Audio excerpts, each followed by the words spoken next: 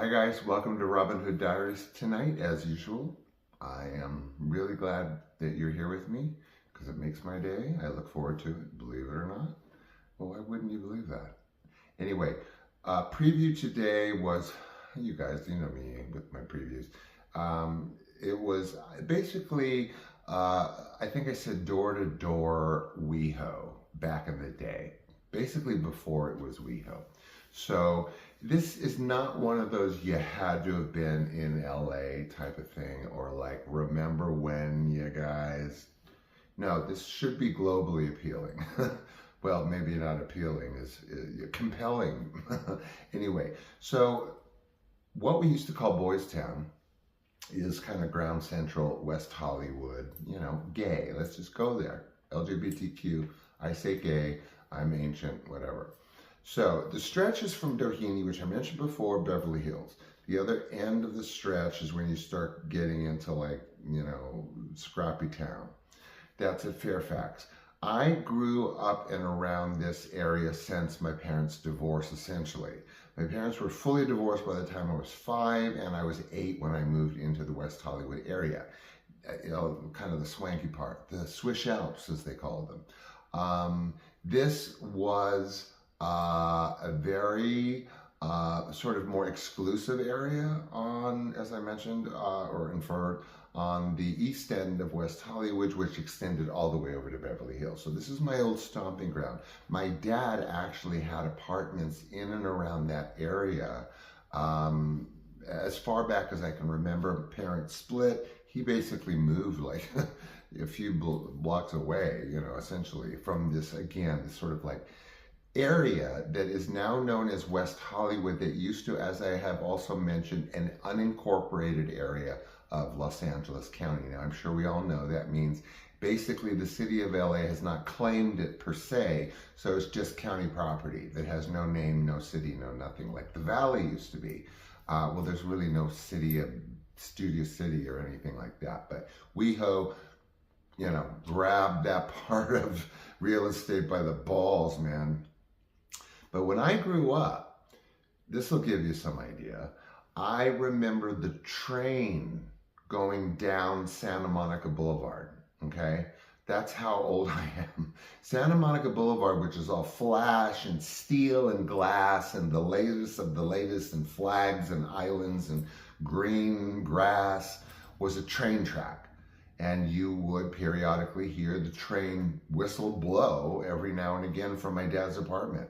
It went down Santa Monica Boulevard, where there is now a fancy, you know, glittery island or whatever.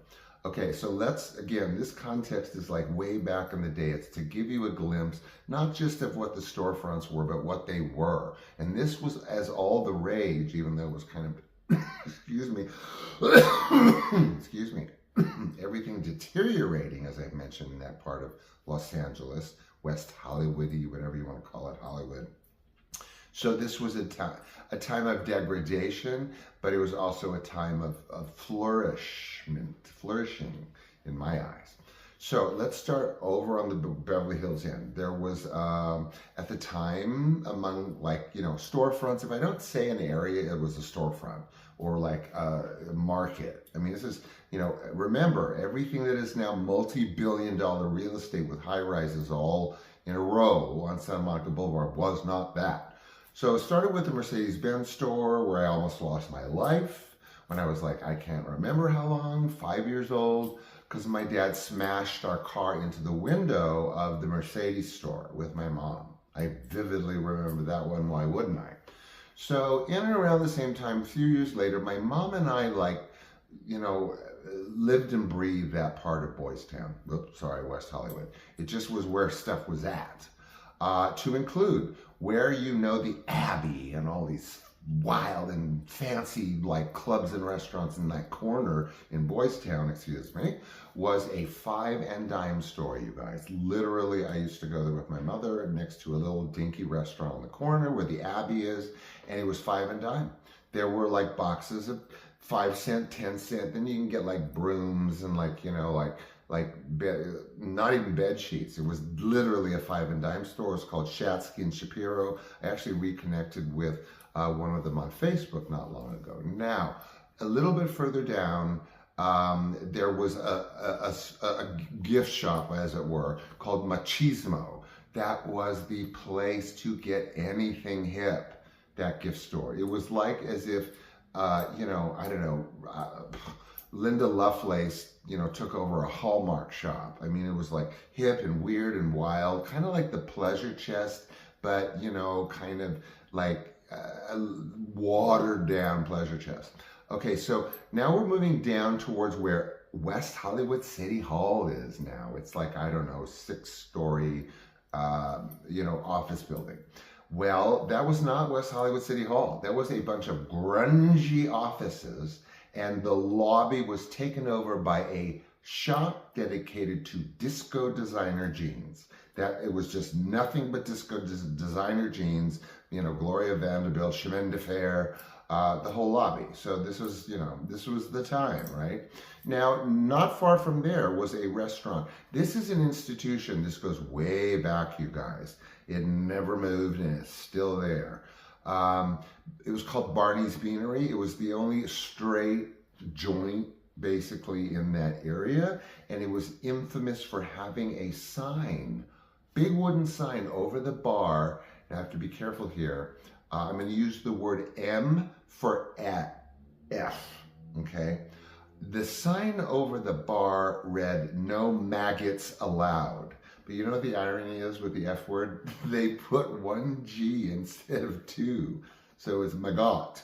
Anyway, when our lesbian mayor took over West Hollywood and embezzled all our money, before then, I guess she had them take the sign down. So kudos to her.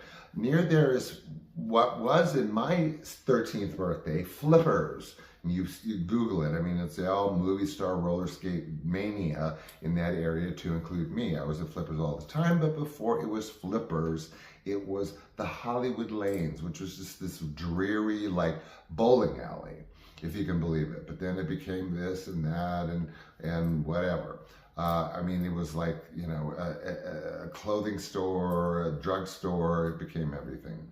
Now, we're going to go down from there, and there is a shop. Now, again, this is billionaire real estate. Not then. I mean, what I don't mention was a parking lot, a storefront, or a flea market, okay?